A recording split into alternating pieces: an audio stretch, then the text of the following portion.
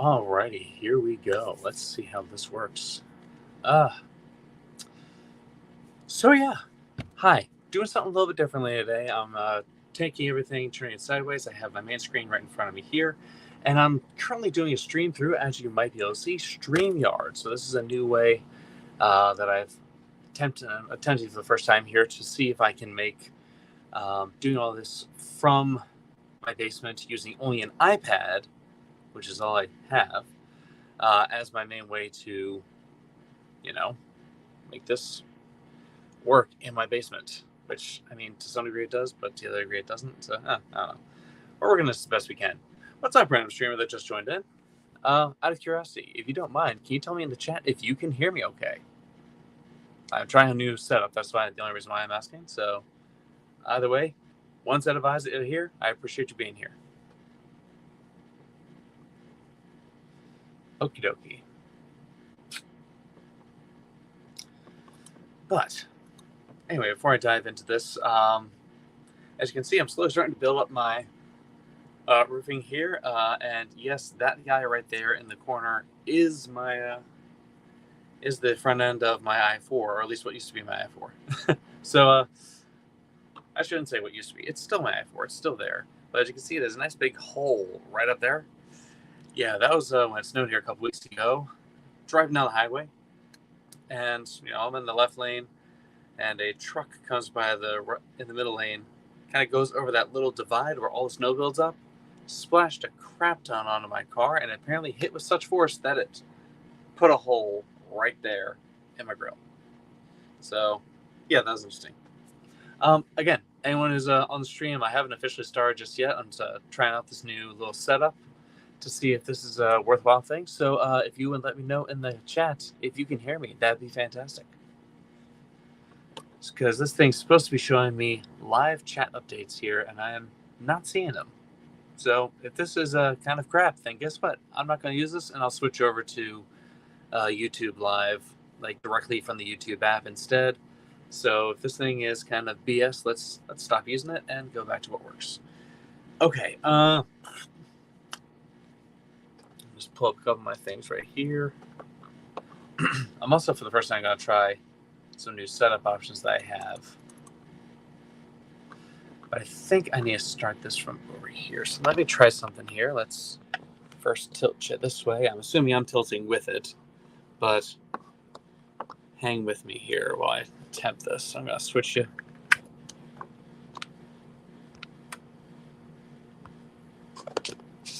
Over to just here. Ooh, okay. Yeah, I'm not sure how all this is working. I feel like this works a little. I feel like this angle works a little bit better. And I like the visual setup on here, even though it's a much smaller screen. All right. Yeah, I'm kind of on the fence about this new setup. Again, anyone who's watching, if you wouldn't mind letting me know in the chat if you can hear me, if you can see me. Is everything working? Yes, no-ish, maybe. Maybe this isn't even live yet. I feel like it should be live because I have it live in the upper corner. Oh, go team. Thank you, Leslie. Yeah, I think I'm going to go with the smaller setup over here just because I like looking at humans, or at least a screen, and seeing the live chatting better. And oh, I have something I can do here. Oh, this is nifty. Hey, I can do banners. That is cool and probably completely useless. All right. Anyway, so I've got that up and running. Let me see if I can. Can I do a split screen and instead add a second one of these and show you? Although if I do this, I don't get the full option on here. Interesting. All right, whatever. Hey, let me pull up my little notes that I was going to have ready here for us. And still 4 minutes away from the official start time, technically. So, Leslie, thanks for sticking with me. I guess before I started, do you have any questions, or are you just kind of tuning in to see what's going on here? Because, if you're brand new, yay, thanks for joining us. Us, by me, just me. I don't know, multiple personality disorder. It's weird.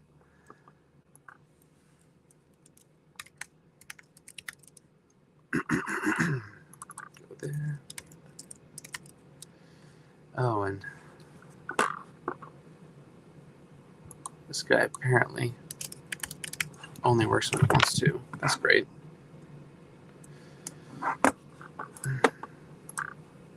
Just flipping dandy. Alrighty. So, got that reconnected now. And won't type for the life of me. But we'll switch out of that. Interesting. And I have volume control, but not typing control. Make that make sense. Gotta love old school Apple stuff. This is the first Magic Keyboard they offered, and yeah, it was an interesting one.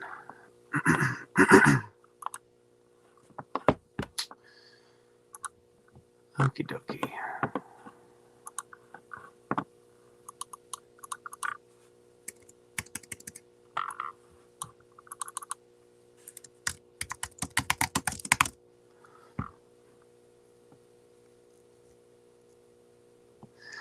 So, yes, I guess getting into it, I can go over it a little bit early, but yes,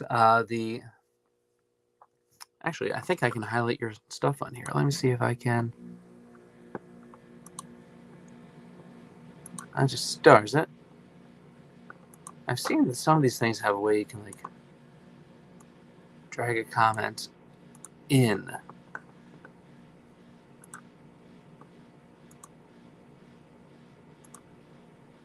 There we go. Hey, it worked. Go team. All right, so seeing how this works. So Leslie just asked, is the new class of vehicle, or the NEUE class of vehicle, going to replace just the X classes of BMWs? So as of right now, no, it is not the only one. Hey, Kevin, how you doing, man? It is not the only thing that's going to be replaced. So the one that was currently released, so the BMW Vision NEUE Class X, or Vision X, however you want to do it, part of the NEUE class, that is going to, yes, come in an X form. But earlier this year, they also released the normal Vision D, also known as DEE. If you ever look on that, find on YouTube, it's all over the place. It's a really awesome looking vehicle. I especially love the design language, the way they're doing the front grille. They're getting rid of chrome altogether and replacing it with bits of light, as well as basically being able to turn on and off panels like it's pixelated on the front. Although I'm not sure how much of that's going to make it to the actual live version of this car, but it's supposed to be. We have the iVision D, which was supposed to be replacing the BMW i3 kind of part of the lineup. So instead of being the hatchback like the i4 is, it's supposed to be a standard BMW, 3-box setup, front, cabin, and trunk. But whether or not that's going to happen exactly as that current design language, I really hope it does. But I'm not sure if it really will. But the one that was introduced in the latest kind of leak, so the BMW Vision X for the NEUE class, that is the first of the new generation, new class SUVs out. From what I understand, it's supposed to be about the same size as the current iX3, slightly bigger all around, but incorporate all the new BMW design language. So it's been said by various sources at BMW that the whole point of the NEUE class design is to bring it back to minimalist while keeping the basic DNA of a BMW visually but minimalistically. And I think they personally nailed it. I'm kind of curious as to what you guys think in terms of the NEUE class Vision X. I don't even know if it's going to let me put this thing up. Actually, give me a second here. I'm going to take this out of my setup and give myself a little working keyboard here. I'm going to change the angle on that, so I apologize for that, guys. Yoink.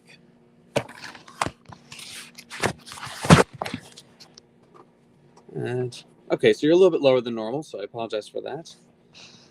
But yeah, look at my unfinished roof. But yes, it's supposed to. Sorry, getting back to the conversation at hand here. It is supposed to start the process of giving an electric from the ground up only alternative to the current way that BMW is doing it. Now, I'm curious to see exactly how cost efficient that's going to be, all in all. Just because, from what I understand, or at least this is what seems to be what's happening, is that the NEUE class is going to be the electric from the ground up architecture. What kind of started with the i3, i8 as the plug-in hybrid, and now the current iX. The iX is the only ground up built fully electric BMW at this point. So it'd be the first start of fully electric versions of all their current gas-powered versions. So the way this thing basically works, the way the NEUE class is kind of done, is you can just take the same thing, kind of stretch it out, add batteries to it, and do all that. Of course, the other major thing of it is the moving from a 400 volt architecture to an 800 volt architecture. I still have sneaking suspicions that they, similar to the Tesla Cybertruck, are going to be going to a 48 volt in-car system, which is really cool. They're integrating the new iDrive 10, which looks absolutely amazing. And they're instead of having a standard head-up display, it's basically going to be a full panoramic across the entirety of the front screen setup. Which, if you haven't looked, look up any of the NEUE class vehicles, the Class D. And again, this thing, let me see if it'll let me. I moved from stage. Trying to find a way that I can do this and still have access to as much as I want to show you guys. So let's see here.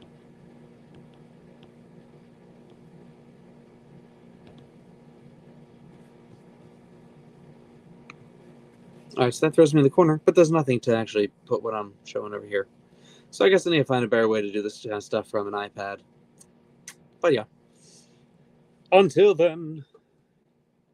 If it's not going to let me do all this big screen stuff, let me do a split screen setup here then. Put myself back to right here. Bingo. And let's plug into our expanded monitor here so I can get a little more data for you guys. I got my clock going so I don't go too long. I don't want to bore you guys out with my massively long ones. Kevin. I do like this little thing where I can show what's happening down here. Let's see here. Leslie, would you say the NEUE class will be fully integrated within the next 4 years? 4 years entirely? I think it's possible. I mean, as far as they plan to go out. So at this point, it seems that they're going to be launching 2020 in late 2024, in 2025 as a 2026 model year. It seems that they're going to be doing basically the i3 replacements and the iX3 SUV altogether. So that seems to be where it's at. Why are you giving me? Oh yeah, I forgot this thing is. So do I do this? It's supposed to. Yeah. That's nifty. Useless, but nifty. But yeah, so that's going to introduce it. I'm not sure how long they're going to run with the iX until they decide that they're going to replace that with a new one. I do know they're supposed to be coming out with an LCI for the iX because that one hasn't had one since it was its inception, and LCI seem to be coming a lot closer now than they used to with BMWs all around. Let me move this down a little bit so you're not getting so much. There we go.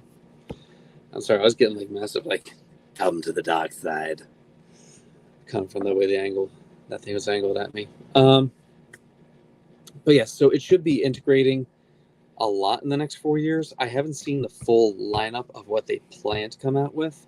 I know where they've said their portfolio is, and they said they're going to be doing things as small as the 3 Series to the 7 Series, and from iX3 all the way up to a future iX7 3-row SUV. So when that happens, super awesome. Look forward to it. It's going to be a great day. And yeah, until then, who knows exactly how much they're going to get in, but I'd love to see it when it actually comes, because that's just really cool. And I especially look forward to just all the technology that's in it, especially if they're going to keep the Android Auto base to all of it. If they do, that's going to be fantastic, because it means that anyone who wants to keep these cars long term, instead of being kind of the average BMW leasing human, that means that people that decide to buy the BMWs will actually have longer access to all the things. So, for instance, if you didn't know, I've said this in previous kind of iterations of my live streams here, but the current X1 and X2 switched to an Android automotive system altogether. The benefit of that compared to the previous Linux-based system is that now, instead of locking you in for 4 years for a trial, where basically everything is free, they get you hooked on it, it's a fantastic thing, and then afterwards say, okay, that'll be $150 plus tax a year to keep all of the connected services that you had and loved before. Not a big fan of when they do that, but, I get it. It's a business. You have to make money. And if it's that good, I will pay for it. Let's be honest. I pay as much in like Starbucks every other month. So yeah, that's makes sense. I use it daily. I don't drink Starbucks daily, but that's something I do. So, that'd be fantastic. Oh, didn't mean to do that. Come back.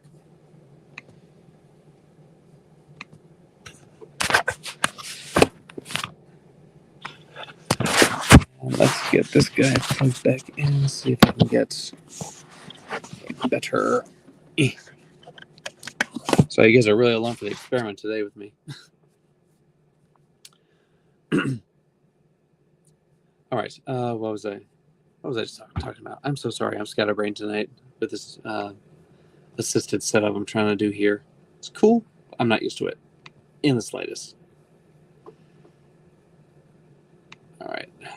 And that just brought you up on the wrong screen. Let's put you back on the iPad screen. You stay here. That's better. Oh, yeah, hon. That's like super good there. Fantastic stuff. Bring that up. Alrighty. And you move over to this place so I can just have a better visual aspect of what's going on here. At the same time, I'm talking to all of you wonderful humans. Alright. And if I really need to, I'll be that geek that just picks this up and shows you on my bigger screen over here to be like, yes, look at this and this and this and this. So, am I still sideways? I'm sideways, aren't I? Son of a bitch. It's probably going to be sideways. All right. Give me a second. I got to take this thing off, and I'll just run with a kind of split screen setup anyway. All right. And luckily, we have some more. Let's see. 2.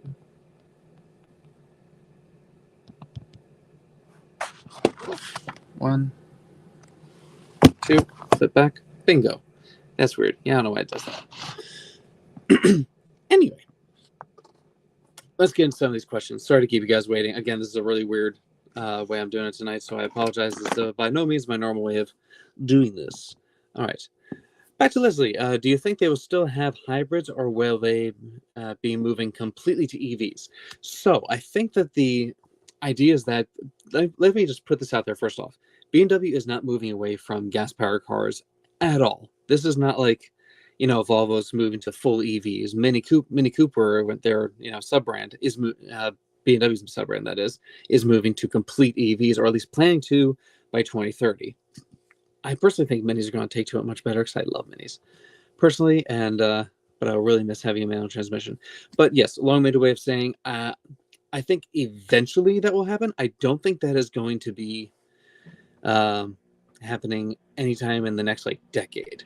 So I think that is sort of the long-term goal, to switch to a more sustainable way of making cars, selling them, transporting them. One of the things about BMW, if you didn't know, is that their way of doing everything from where they get their materials to where they put the cars together to how they paint them to the delivery process, all of it, they're doing their absolute best to be as completely sustainable and profitable at the same time, which is great, because they're one of the only companies that can actually make sustainability profitable. Insane. which I greatly appreciate. But yes, they will probably eventually be moving to a full EV, but I don't think it's going to be happening anytime in the near future. And knowing most companies, they probably would wait until they get to like the 10th generation battery technology. I really think that personally, before any major manufacturer, I mean, one of the reasons that Tesla's so successful with what they do outside of, building Camrys and selling them like their Porsches, but they started doing that less now because, as you can see, they've dropped the price insanely on their Model 3s, Model X's, and all that, which is, super interesting. But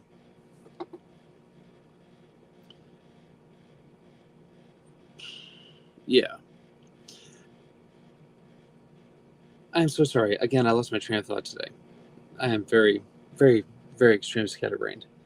Right. Anyway, let's move on to some new questions here.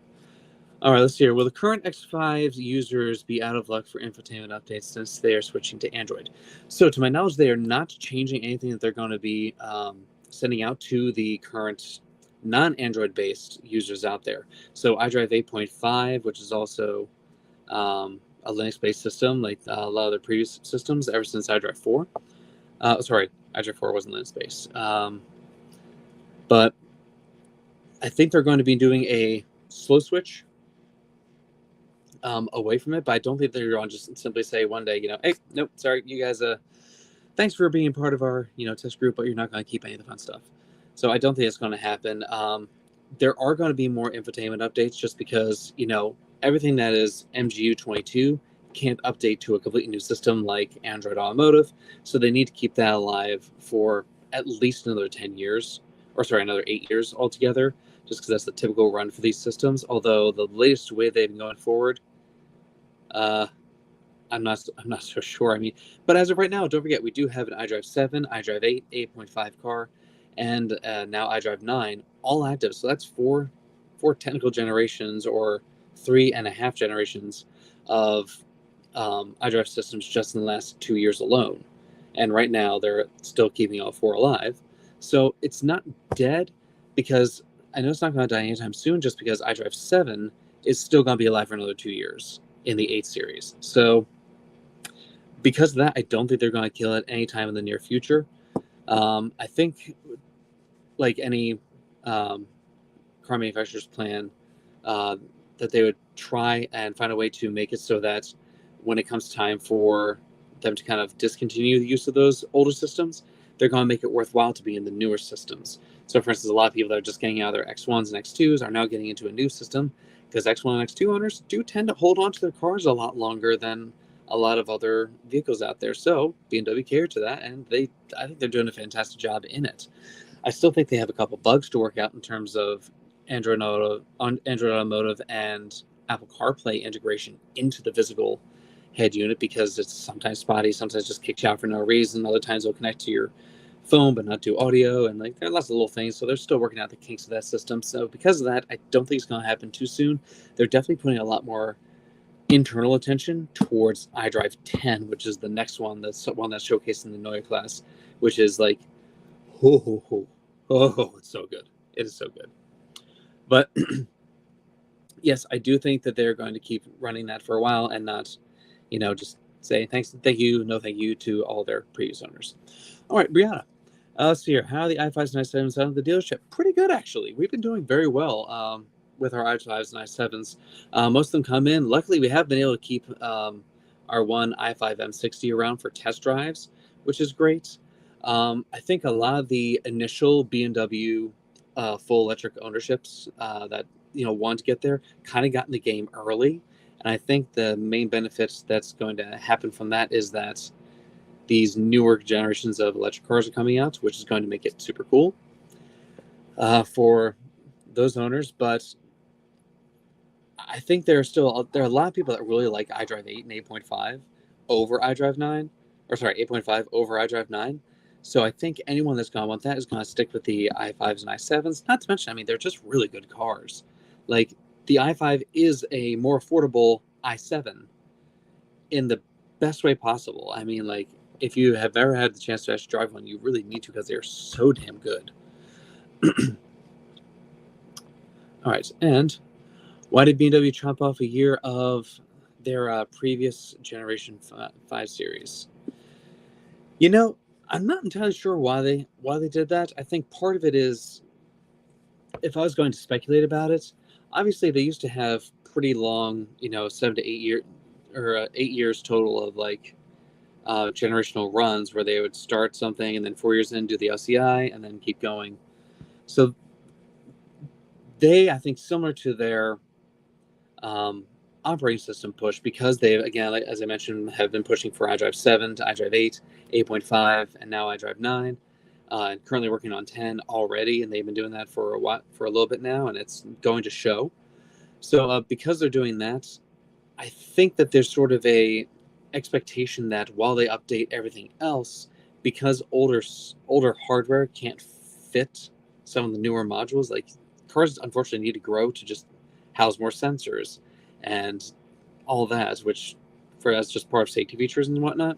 So that's sort of making its way into the rest of these as well.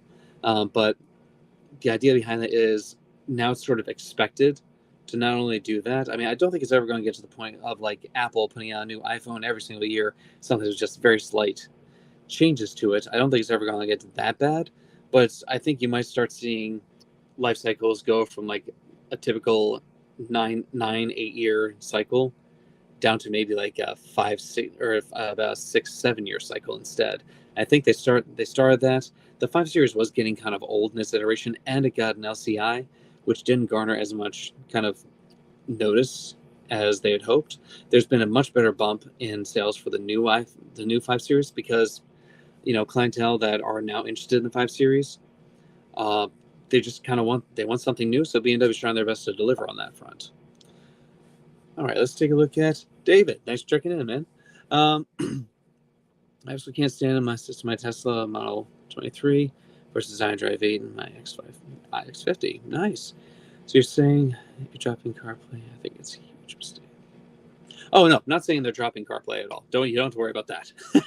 Yeah, there's no way in heck that BMW is dropping CarPlay. I'm kind of confused as to why a couple other people are, because I'm like, for instance, fun little fact: if you didn't know, the Chevy Blazer EV and the Honda Prelude, they're basically siblings, but Honda put their own skin and interior and stuff on it, but it has the operating system of the Blazer. Blazer no longer has Apple CarPlay or Android Auto, but Honda does, even though it's the same car and underpinnings, all around. So, and the exact same operating system, by the way, too, but they put the Honda spin on it, which was kind of like nice. But, this isn't a Honda thing, it's a BMW thing. But yes, long story short, David, you do not have to worry about them getting rid of anything. Anything to do with getting rid of iDrive 8. Or Apple CarPlay, not iDrive 8. Apple CarPlay. Alrighty, so let's pull up a little something over here. I want to get out my...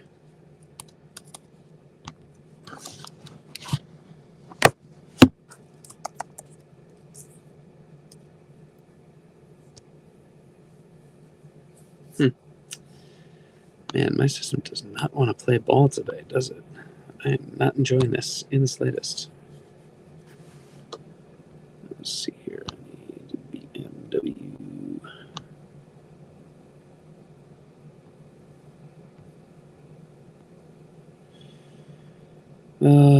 Trying to see if I can find... Yeah, it does want to show up here. That's great. That's fantastic. All right, let's see if I can jump into motoring file here.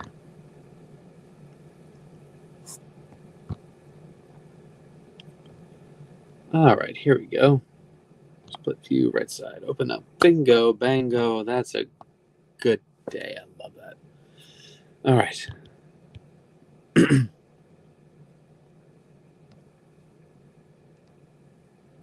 All righty. So, David, thank you for throwing in another question there as I was getting my stuff ready over here. Thanks for answering as thinking of the new class from my basement theater. Nice. I was about to say, are you the one driving the Tesla right now, or is it someone else in the family? Just out of curiosity. When and how can I find more info on the NEUE class? So, as of right now, best place to look for any info on the NEUE class as it comes out, which will be official to BMW. Now, David, I assume you're in the U.S., but if you're not, BMW has news outlets all over the world. The U.S.'s one is BMWUSAnews.com. They're my best ones that I go, so that's the best one I go to. So that's where I do most of my research. If I'm going to say, hey, this is certain going to happen versus speculation kind of things that are coming out. That I say. So yeah, that's that. Where are my notes? All right. Oh, by the way, from the host. Yeah, Minnesota. Sorry, love Minnesota. Beautiful place. All right, so you guys are sharing both cars. It's not bad. It's not bad. You know, one thing that will greatly benefit. Supposedly in 2025, along with the NEUE class, BMW is supposed to be moving to the Tesla North American charging standard for its actual plugs. Now, that's not officially said, but everything's sort of pointing to that being the case because they have said they are moving to do it. They said they're doing it in the next 2 years. It would make sense that they're going to do it with the brand new NEUE class altogether. Now, when they do that, I think it's going to be fantastic because again, as of right now, I'm not a Tesla fanboy by any means, but I fully admit when I say Tesla nailed it in terms of the charging infrastructure. In fact, in the way they do their level 1, level 2, and fast charging with the same small little connector, I think that is brilliant. It is perfectly made, and the fact they can fit an AC to DC kind of converter piece inside that physical handle is awesome. Look how massive everything else we have that does that. Like, that is awesome. And the nice benefit of that is if it's running that way, that means that you wouldn't need the same kind of insanely robust charge charge control unit in BMWs because it all became from the same thing and it would all connect the same way and it can come in AC or DC current. So if that's the case, awesome. I look forward to that. I greatly look forward to when they can actually use the Tesla charging network as a whole. Although I do have to say, as a non-Tesla person who has charged at the Tesla Magic Dock stations, I feel like an absolute asshole both times I did it because obviously BMW's ours is in the back right of the vehicle, Tesla's in the back left.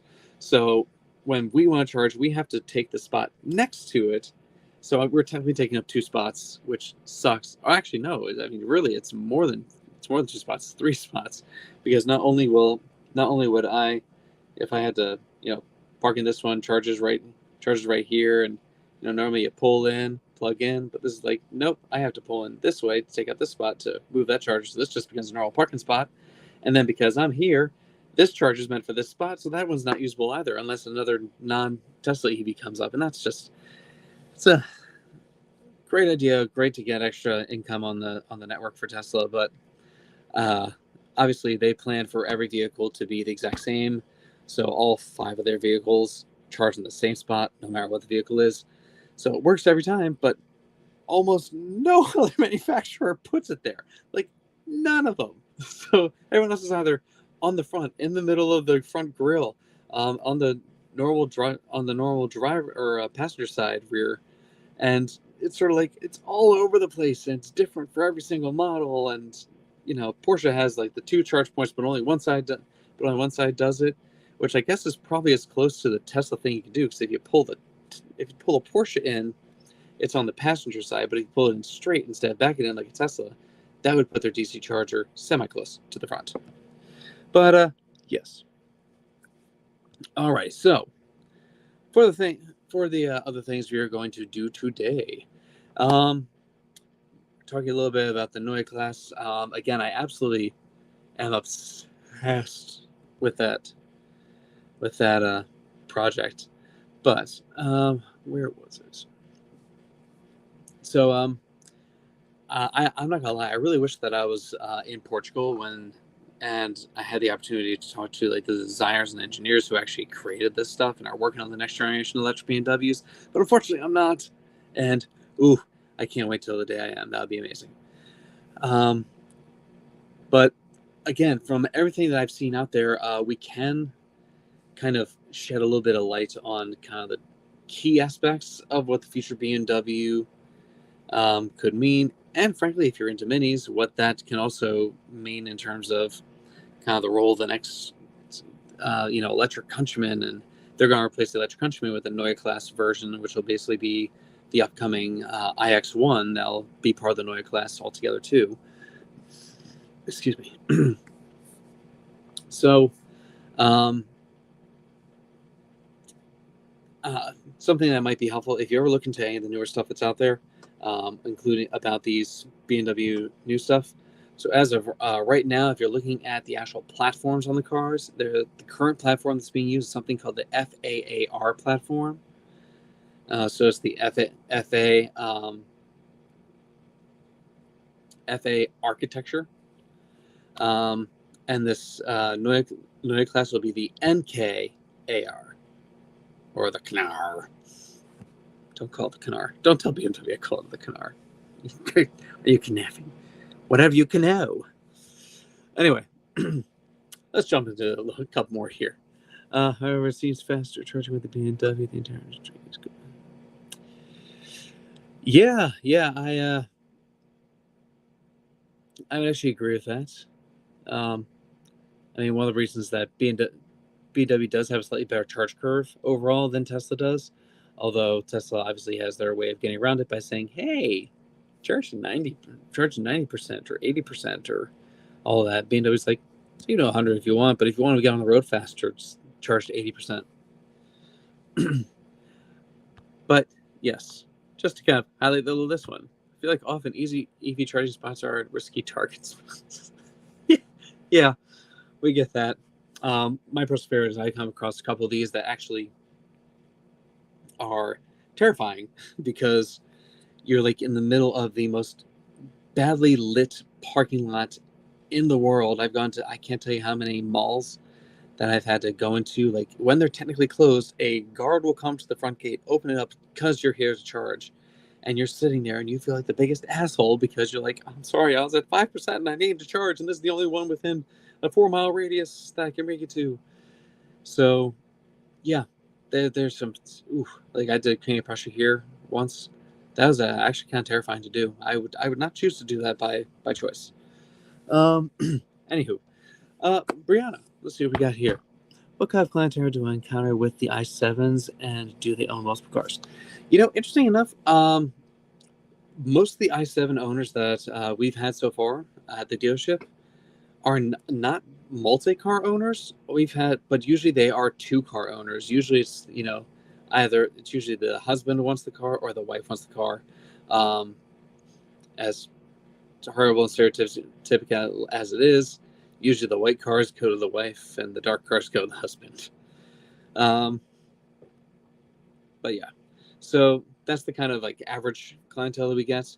We have had a couple guys that live alone, obviously well off. Like you're not gonna be on a $30,000 a year salary and buying an i7. Although, in theory, if you were making about $60,000 a day, and with 3 years of unlimited charging for Electrify America, in theory you could get an i7 with a theater screen in the back and just a good gym membership with Electrify America nearby, and you could technically live out of your i7 for 3 years and just simply pay your car payments. So that's the way you could do it technically. I was debating doing that and then realized my wife would kill me, and I miss my kids too much. So that's never going to happen, and it's suddenly getting cold down here. Anyway, so what was I talking about before I trail off there a second? My notes again. Oh yes, the My BMW app. So fun news for anyone that is. I'm sorry, this is a very long-winded thing altogether, by the way. Anyone who is using the My BMW app with Digital Key Plus, guess what? The newest BMW app actually has convenience access open, and convenience access close on the Digital Key Plus. So you can press and hold the lock and unlock button, and it will roll up and roll down the windows extra. That was a really nifty, small but extremely nifty thing to do. So yeah, so here's the update itself. Again, I'm not sure if this is reversed for you guys, but 4.3 literally shows out convenience window opening and closing with installed digital key plus. Also, they have a fantastic new way of showing charging statistics with monthly analysis and vehicle charging processes. What does that mean? What does that look like? So let me open my app right here, and I will show you as I go. All right, so going to my wonderful i4 right here. Put this right about here so you can see it better. I'm going to go in here. Underneath the My Trips option, we now have a little more information. So you can see your trips still. And we go into the stats here. We have everything we have here is daily trips, average kilowatt usage during that. So I'm averaging 3.2. God, that's really bad. I need to bring that up. And that's the day ones. But what I can do in here is, where are you at? That's just a recap view. Let me see, where did it go? I know for a fact I had more information here. I was looking at this earlier.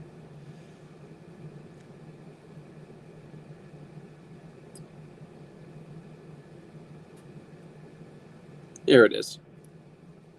So, take a second to find it. Underneath the charging option, you have now charging statistics.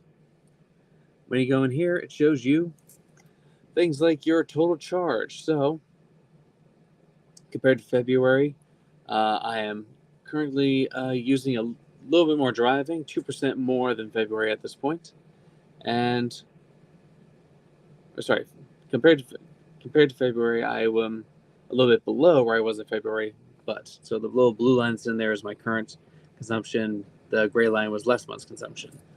I can also tell me the average cost. So right now I've only spent $7.87. Cool, nifty. And yeah, charging per day, about 11% at home, 49 kilowatts, and 89% at others. So public charging, things of that nature. All right, let's go to our next question down here. Boop, boop. Tube, what's up? So, how do I find out when my 2024 iXM60 will get the March software update? I have an issue of time zone and not saying automatically. Oh, you have one of those. We had a couple of those recently. That was a lot of fun. Something I actually found that helped with that was I did a hard reset of my car. So, turn on the car and your volume knob, like the one on your center console.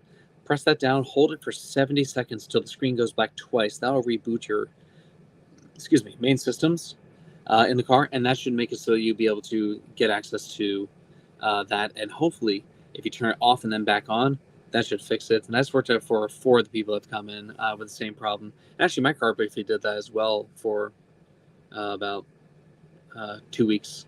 That was fun. So I got a chance to play around with that, and that seemed to work with that. But yeah, if you're not in Berlin, mir fein Berlin. But if you're not in Berlin, obviously, don't worry about it. All right.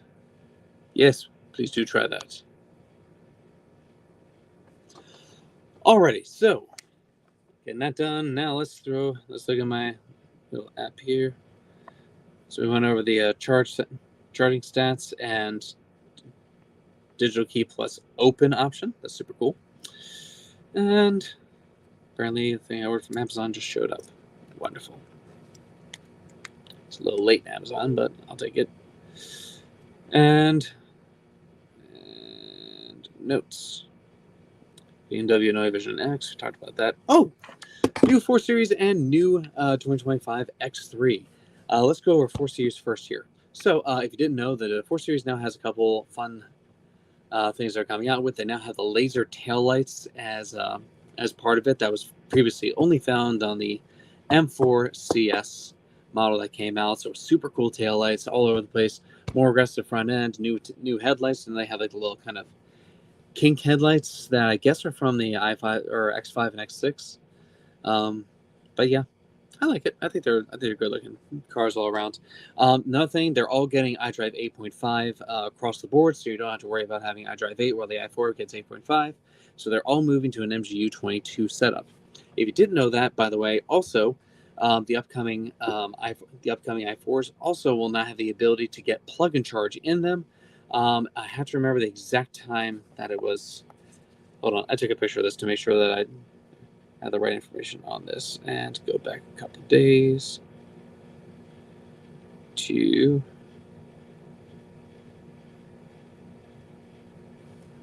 where are you?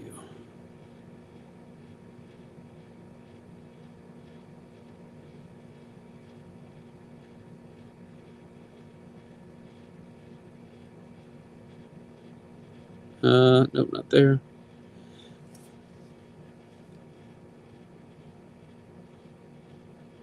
Oh, didn't have that. Wrong picture slide. That was a long time waste for nothing. Anywho. What was I talking about? Oh, right. New 4 Series coming out. iDrive 8.5. Plug and charge for the newer i4s. If you want, you can go into your service shop, and you have to get something called a certificate for plug and charge certificate, P&G certificate from your cars. I believe it was every car after July of last year, so that would have been everything that was iDrive 8.5 based i4s should be able to get this plug and charge option. I will double check that, and I'll put it in the notes on this after the fact. So when this thing is actually live and posted, I'll do that in the process to try and when I find out the exact information, so that way everyone sees this after the fact, we'll be able to get exactly 100% the right information on that. So yeah, new 4 Series, super cool. Likewise for the new M. I'm a little curious as to why they're doing the M4 or before the M3 altogether, although I don't know, it's not really worth diving into too much, I don't think. But yes, so they have that now for a couple of rumors of the X3. So the 2025 X3, which is just supposed to start production in July of this year, if I remember correctly. Or maybe I'm mixing that with another one. I'm double guessing myself. Anyway, the new X3. So, interesting thing that's coming out of that. The X3 is actually going to be coming out with the new curved display, and it's going to have an iDrive 9 based system, which is especially interesting because when they first came out with iDrive 9, they mentioned that, or I say they, as in BMW, mentioned that iDrive 9 is going to be solely a touchscreen experience. So, touchscreen and voice, just like an actual phone, right? Touchscreen, boop, boop, boop, voice. So they're supposed to be moving to that. But the new X3 2025 is going to have iDrive 9 and an iDrive controller. So, yeah, that's kind of awesome. Big fan of the iDrive 9 with an iDrive controller, just because I like to have the extra thing. I don't like to put my fingerprints all over the screen if I can help it. It's very unhappy. So, yeah. Again, sorry for my very rambling start to this whole thing together. If you didn't know, these little guys directly above me here, I have a couple of them all together. So I have the BMW GS Anywhere poster right here. I have our experience the first electric i5 when that came out, and the one above me right here is for the BMW showcase for the Grand Class GKL event. That was a really fun one. We actually had about 84 people show up, which is great. All in all, and now it's kind of showing off the 7 Series, 8 Series, X7, and XM, all of our premium luxury vehicles and performance vehicles.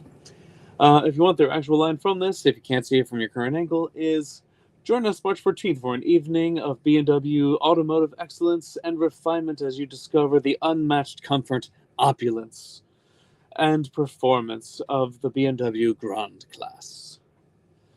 Come and see luxury reinvented, plus enjoy in-depth demos from our product specialists. In this case, I did it. And yes, in terms of that whole spiel, I actually fully agree. I still think that to this moment, the only way to get anything close to BMW's internal just opulence and outright comfort, you have to go to other extremely expensive cars, and even then, I still think we do better than a lot of them altogether. But like, I'm thinking of a Lucid Air right now, which I actually really love. Lucid. I had a chance to drive one the other week, and that was a really awesome experience. So it wasn't the Sapphire, which is the extremely fast one, but it was a twin motor and some like 800 horsepower version, and really nice indeed. Let's see. Alrighty, two back again. Let's see. How do you know if the 2024 iX M60 Driver Assistant Pro Highway does not have an active lane? When it will actually start? When it is actually stated?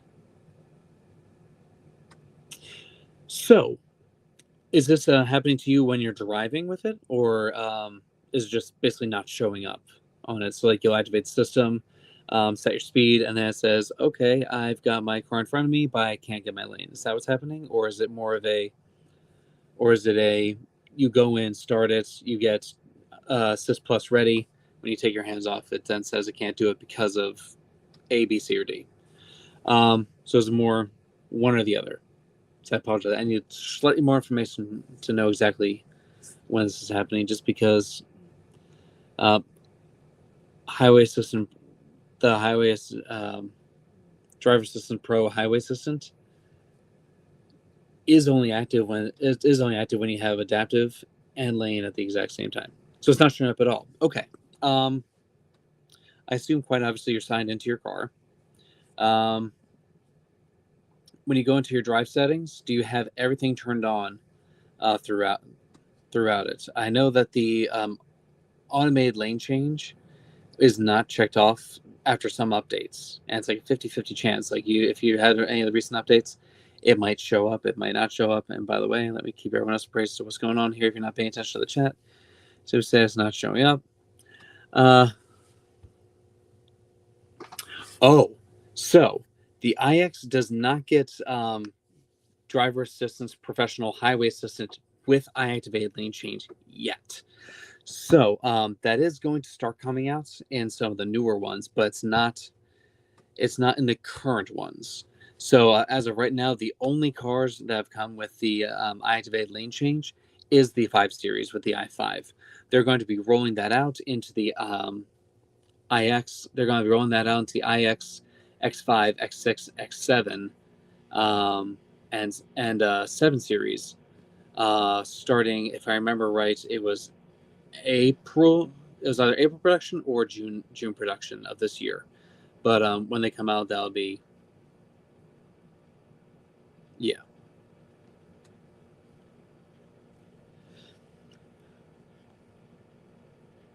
Correct. As of right now, it's basically only coming out on the 2025 models. I'm not sure if they're going to make it backwards compatible because, it it is the same hardware inside for the most part that can make it happen. So I think it's just, to my knowledge, it's just software and teaching the little cameras there in your little bump out in your instrument cluster, basically when and how to read the eyes better. I think it's just software. I don't think it's an extra camera, or at least I haven't seen anything for an extra camera inside. So yeah, exactly when they'll make it available, I'm not sure.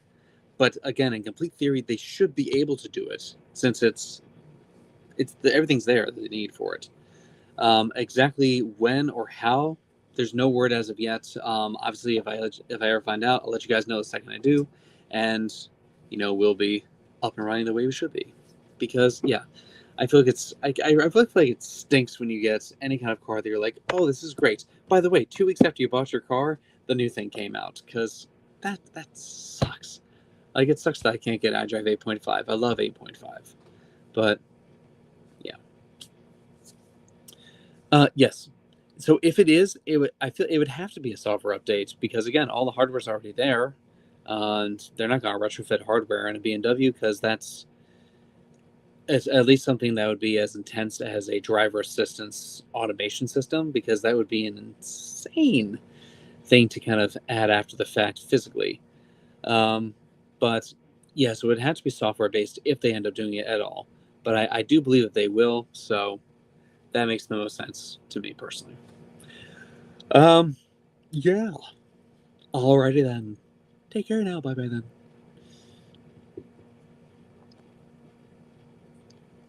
Alrighty.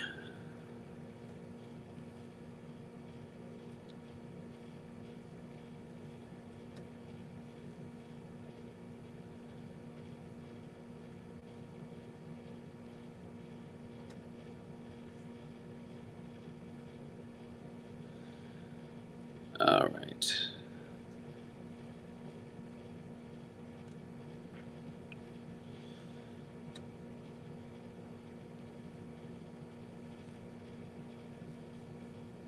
Oh, by the way, as a fun side note, if any of you guys have YouTube and the ability, I do leave open the ability for anyone to jump into these and basically come on screen with me if you want to have a live chat in the process during this instead of just doing it through the chat box itself. Thanks. My pleasure, man. Anytime.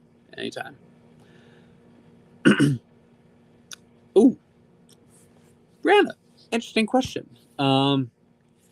Next for me, career-wise, so I'm currently working my best to find a way to get into BMW North America and actually work for kind of BMW corporate. That would kind of be my next personal step that I'd like to go to. Um, I do side businesses on the side, so I build tiny houses um, on the side, and that's a fun little thing that gets me into the electrical systems, um, solar power, wind power, and rainwater collection, things of that nature. So I do enjoy doing that. I just don't think I could do that full time, because even when I was trying to, I can only do about 3 units a year, which is good. And but obviously, if you're building them yourself, uh, you have to do it as a business, and if you're doing it that way, it's not that much income to make it a full time thing. I don't think that I have the patience for doing this kind of thing full time, so I don't think I'll be making a kind of a career out of YouTubing. I just do this to keep people appraised as I can and attempt to, make it so people want to be here with BMW and see how we're doing it. Try and prove that we're fantastic. And I mean, there's a reason I've been in the car industry for a long time. I've done lots of working for car companies from Subaru to Honda, Toyota, uh, and I worked for Lamborghini, Porsche. I worked for Maserati and McLaren, and I enjoy. I find like the nice things in cars, regardless of where I am. So I briefly did a YouTube tried to build this one company's YouTube status a little bit for Maserati of the main line, and it worked for a bit, but I'm not gonna lie, there's something different about the clientele for BMWs and Minis that really just I always keep coming back to BMW. So I think that's sort of my personal calling. I was an actor for 12 years. Guess it's not obvious by my piano and other crap I have over here, so I play that and stuff. But yeah, this is just doing what I'm doing, trying to teach people and eventually work my way into BMW North America and attempt to live there as that part of my life for as long as humanly possible. I'd love to be there for at least 15, 20 years and make an actual career out of it. And I'm not good with it like a pen, or I can't draw for my life of me. But I can design in CAD, and I can do lots of modeling with augmented reality. I'm working on a program actually as part of my coding abilities to write a program to literally make it so that you can be in an augmented reality system and have just a block in front of you and have it be, real size and be able to physically take tools and use a hand. Your hand motion will actually, cut it and shape clay just the way the BMW and every car company that's out there spends hundreds and hundreds of thousands of dollars to make a clay model of every single car that they create, right? So, yeah, it's a cool idea, and I look forward to hopefully doing something that can make that possible and be able to do it in an augmented reality with, say, someone from like me in my basement and a designer from Beijing and a designer from Munich and someone from London all coming in. So I'd love to be able to have it so that there are like virtual chat rooms where, similar to the old days, you can basically set up a center stage and it'll be just like FaceTime and whatnot. But what will happen is your physical avatar will basically be transported to a stage. You get the spotlight and be able to see a bunch of digital people out there in front of you, talk to them just like you would a theater, and be able to get that experience. I'd love to be able to do that with BMW products as we open up more and more into AR and VR for that matter. I would love to actually get to the point where I can have virtual meetings and be able to show the cars off, interior, exterior, high detail, like literally be able to have people sit in the car, play with the systems, give everyone in front of them a digital version of the iDrive to show them what that's going to be like. So I personally have visions for this kind of thing. I just need to get to a place either in BMW themselves or in such a position that I'm able to show this and make working versions of this to show and maybe get in front of, BMW that way. So I always find a way to do things and I'll do my best. And by the way, thank you. Because obviously without you guys, this doesn't exist. All right, so we've hit the hour mark here total. Again, I did start a little bit earlier than I originally said I was, so I apologize for anyone that was looking for more. And yeah, I guess at this point I want to open it up to you guys, the viewers, to see what you guys want. Is there anything you guys want to talk about and go over? Is there any current models? Do you want to talk about rumors? What do you guys want to talk about?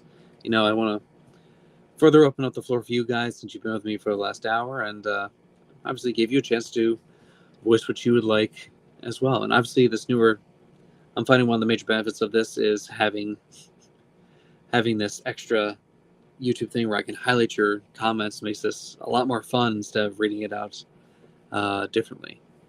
So yeah. I guess I have a question for you guys. How many of you that are currently watching are current BMW owners and or EV owners?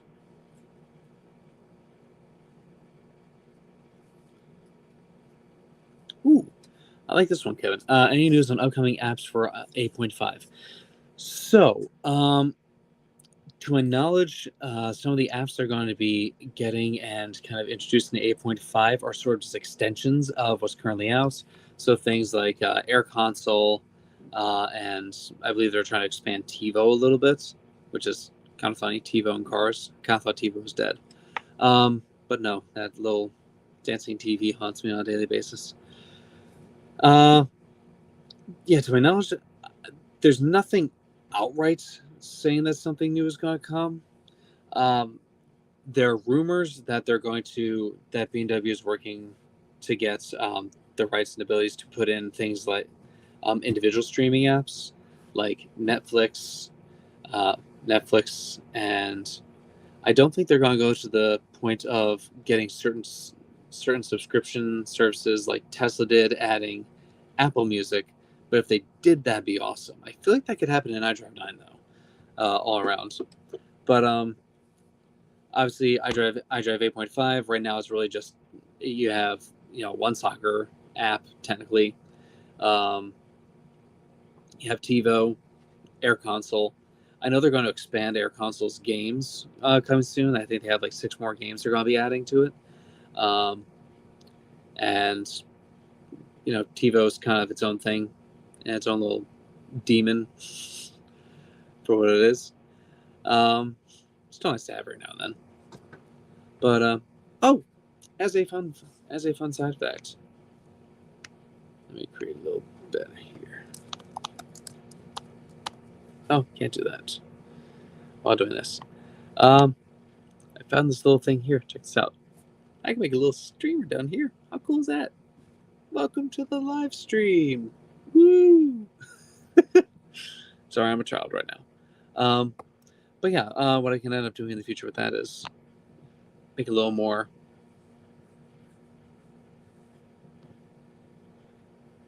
fun for that. So yeah, and again, in terms of outright, I think they're going to start adding some kind of social media stuff out there. I don't think TikTok's going to be one of them, but I do think it's going to be. I think they're going to add individual streaming services that people already apply to. And that should probably be things like, I'm pretty sure things like Disney Plus, Netflix, and Amazon Prime are going to be doing there. I think Amazon Prime would come probably sooner than anything else, just because their current integration of Alexa into the system itself.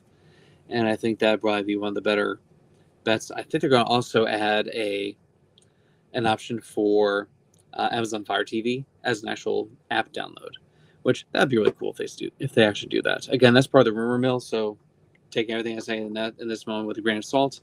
But those are the rumors that I'm hearing, and I've seen working prototypes for how that would work in the wider 14.9 iDrive screens. So, but again, a lot of times things can be made and then never see the light of day. So it's up in the air. It could be either, and I'll be curious to see where that goes myself, actually. All right. Anyone else have any questions before we cut this off for the night? Because Kevin, I know you're probably getting tired, man. Isn't it like 2 a.m. over there for you? Like it's gotta be late, man. It's definitely gotta be late.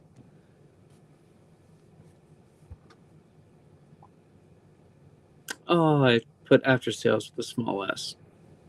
Damn it.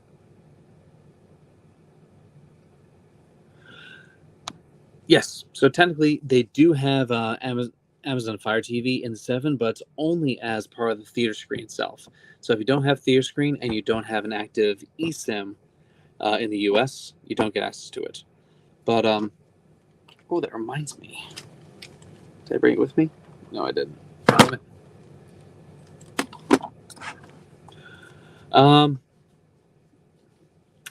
That reminds me. Something to know. So I recently have gotten into a little bit of just hacking for fun's sake. Not doing anything nefarious, just simply hacking with this little guy, the Flipper. And I found out something interesting about this, which is a good warning for anyone who carries around the... Oh. I'm not going to lie. That kind of stinks. I understand it. I work nights too, because, I mean, homework, technically. So it's folding clothes, doing laundry, that kind of stuff. But, yeah. But yeah, so I have my little Flipper on here. I did find out that the key card, so not the digital key on your phones, but if you have the key card physically and it is not protected, you can copy that with this. Now, is someone smart enough to copy a key card and then physically go around and touch every single BMW in probably like a 20-block radius in the city? No. But just something worth keeping in mind, especially if you're doing that. So if you do have the digital key card on you for your vehicle, this can scan that. I did it on my own card and got into my car and drove it to work. This has been my key for the last week just to see if it worked, and it does. And it's kind of creepy because that means that anyone with one of these can technically, if you do not have a protected digital key card on you, it could just be copied and used. So just be aware of that, because that does exist. So one of the few times that hacking can be helpful and not hurtful. But yeah, so that's that. Also, I left it in the car, but I know that for you, Kevin, at the very least, being over in Europe, you guys had the option of that little tiny SIM key card or that SIM card reader. It's like it looks like a little key fob, but you can put your actual SIM card in it, and that can be the SIM card for the theater screens and all that if you have a theater screen. But we don't get that in the US. We're stuck only with AT&T, Verizon, or T-Mobile. So, woohoo, we're doomed. We only have the option to look at it. All right. So, let's see here. Do you think YouTube will allow you to stream using cell phone data rather than just the eSIM card? At this point, I don't think so. They will on iDrive 9 cars, only because that one's similar to the way Tesla works. The car, you pay for the car's data, the car's premium data, which would be streaming services, extra drive modes, and like Air Console. So that would be a thing. That's a possibility to actually bypass using cell phone data the entire time instead of any SIM with anything that has the BMW digital services. So iDrive 9 cars, but I don't think they're going to go off it for right now. I'm hoping that they're going to see that if eventually a lot of cell phone manufacturers. So I work at T-Mobile or Xfinity Mobile myself. So they use Verizon's network all around, and I've been really thrilled with them. They get great deals on lines, and just really affordable for my family that way. But I do think that eventually, I think as of right now, everyone's paying out the wazoo to keep it basically between the three of them. And so because of that, they don't want to lose any of their streaming abilities. And yeah, I do think it's kind of foolish that of all things, you wouldn't be able to share your Wi-Fi with the car. Because right now, again, the car makes its own Wi-Fi that you connect to. It does not receive Wi-Fi in the same way that like a cell phone does. So because of that, it limits how it can work and share data information that way. Like for instance, my wife's Subaru that's outside the Forester, that connects to the Wi-Fi in the house to get information to it, download updates and things of that nature. BMW doesn't connect to any Wi-Fi. It only generates its own. So because of that, I don't think they're going to do any kind of alternative ways of connecting at this point. I do think they'll open it up in the end to more users, or at least full networks rather than just the top liners. But I don't see that happening long term. I think the more likely outcome would be when something like Apple CarPlay 2.0 comes out, and that's supposed to come out this year for a couple miles, which I'm curious to see how that works all around. But I'll bet that will open up a lot more streaming options, since now they'll be able to know exactly when a person is not moving and therefore have access to video options in the car. So I would like to see Apple do that with Apple CarPlay 2.0.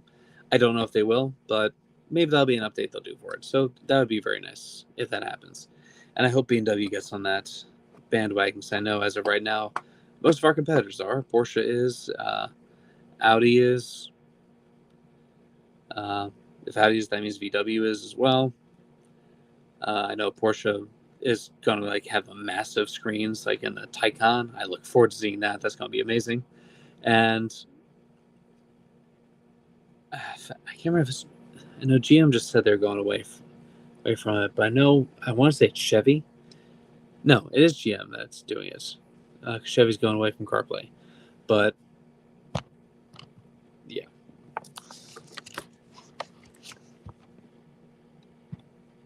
Actually, you know what I can do? Let me come on over here and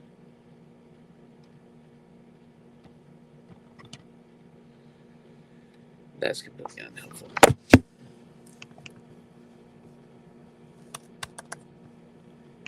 I would despise how this app does not allow me to do things on the side and click out of it. I can only do things within this app or this web page, which is highly annoying, but I understand why. at the same time. All right.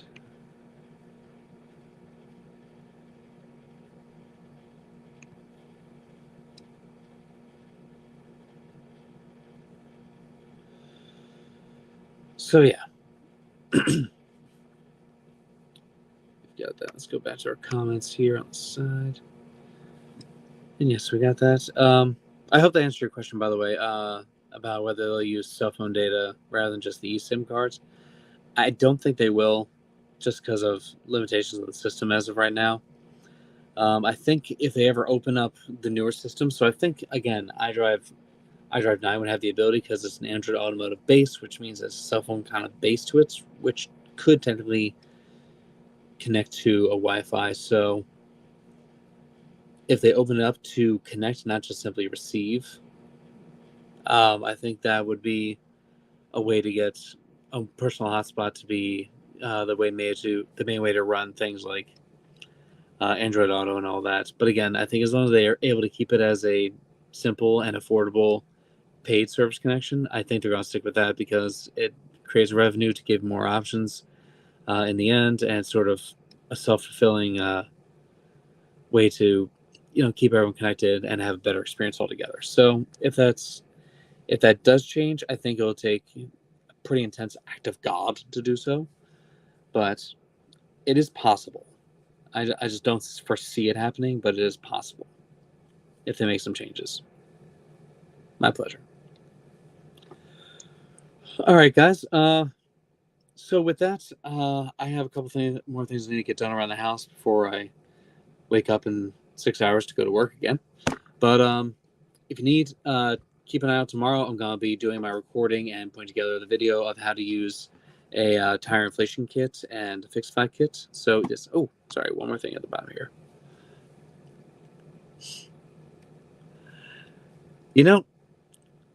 I think that the way BMW sees it is personal mode, or comfort mode in this case, is designed specifically to be your personal thing. Your baby. You do with it what you want. And I think that the way they're trying to do it is elicit a certain response and visual feedback for different modes, rather than have like sport mode now be hot pink and eco mode is red, sport red. Like I think they're, I mean, again, I can't speak for them, but I think based on what I've seen, they seem to be really into making individual experiences in the car beyond just simple color changes all around. So it'd be your visual cues, color theme all around. And I think that's sort of what they go for, which is why it's probably not going to happen. But I mean, they sort of do that. They give you the most customization with personal mode in the newer cars as they sit now. So I'm not sure if that answers your question, but yeah, I don't think they're going to do it anytime soon. And I feel bad. I feel like both of your questions are just sort of like, yeah, sorry, no, not happening. So I apologize for that. But, be as truthful as I can be.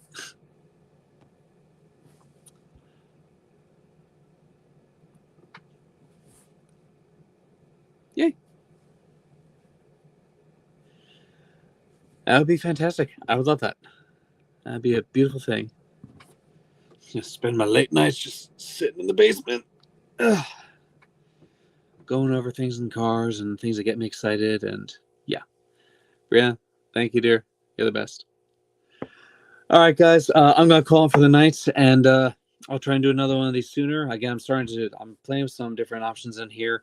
So, let me know how this one worked out for you guys with this SteamYard stuff. If you think it was good, then obviously I'll pay for it. I'll pay for the full one. This is just a free trial to try out the Steams they're given, so I can get like individual things. I can make more banners. I can just click this and pull up a banner on the bottom. I can bring in extra people, and we can do side chats and group chats, which would be great. Which again, by the way, if you guys can join in, if you decide to join the chat, I can have up to 12 people in here at once with this particular setup, and eventually I'd like to make it so I can do this and actually put a damn screen on here because, sheesh. Also, they have a news layout, which I'd love to try and just get other people in here. But yeah.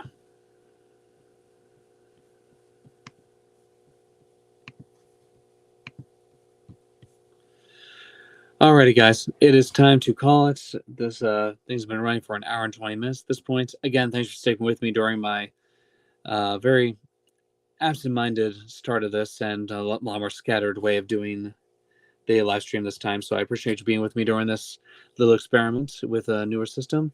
Again, I personally am really liking how I can pull up more stuff here, give people actual name tags like myself, and be able to get a little more going in here, which is really nice. So I'll play around with this more and see what more I can do, and hopefully give you guys all a better experience as we go forward, and maybe so I can start showing you my screen more, or maybe I'll finally bite the bullet and buy an actual computer to do this. I don't want to. Don't like computers. I like everything to be super portable and much less of a leash. But yeah, until then, thank you guys. I appreciate you all for tuning in. Anyone that's been here the entire chat, obviously, thanks for sticking with me. Kevin, thanks for always joining in. And Brianna, you as well. Thank you guys very much. I love that you kind of follow me in my little adventure doing this stuff.